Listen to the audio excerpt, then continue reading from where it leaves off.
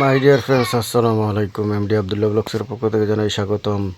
আজকে আমরা 300 ফিট হয়ে এয়ারপোর্টের রাস্তা দিয়ে যাব উত্তরা।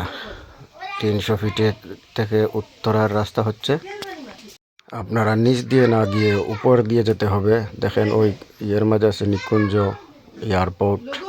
আপনারা উত্তরা যদি যাওয়ার উদ্দেশ্যে হন তাহলে এয়ারপোর্ট বিমান এর যে সিগন্যালটি আছে এই সিগন্যালের উপর দিয়ে উঠতে হয়।